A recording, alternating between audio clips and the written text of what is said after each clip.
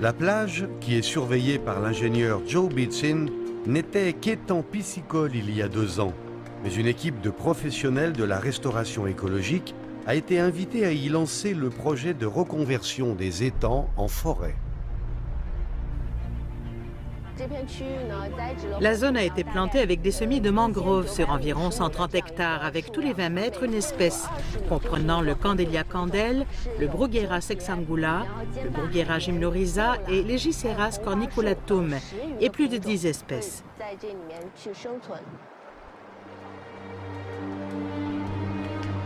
La côte, autrefois fragile, commence à montrer des signes de récupération écologique. Avec des mangroves qui prennent racine, des organismes benthiques qui se reproduisent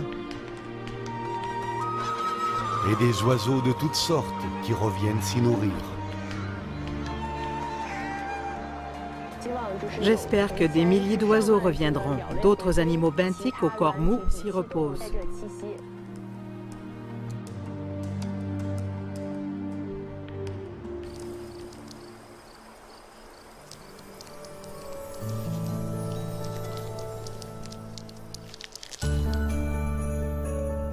Les mangroves enracinées dans l'eau de mer sont des plantes ligneuses marines qui offrent un lieu important de migration, de reproduction et d'habitation pour la vie marine et ont des fonctions de protection du littoral et de purification de l'eau de mer. Elles sont donc connues comme des gardiens côtiers. Cette vasière, après restauration écologique, sera reliée à la réserve naturelle nationale de la zone humide de mangrove de Dongzhengang, pas loin d'ici. Plus tard, j'espère qu'elle deviendra une véritable forêt maritime, un état d'écosystème, un paradis où les hommes, les plantes et les animaux vivent ensemble en harmonie.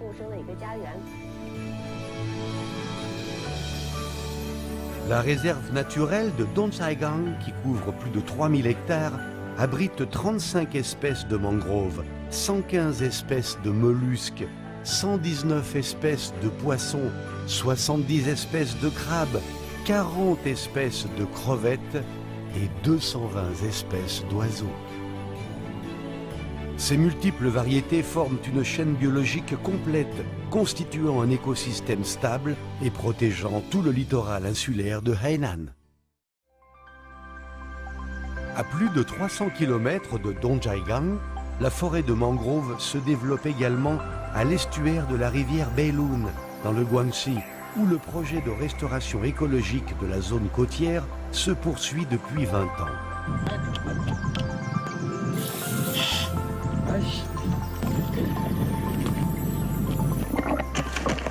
Il en a fallu 8 pour restaurer les herbiers de Zoster.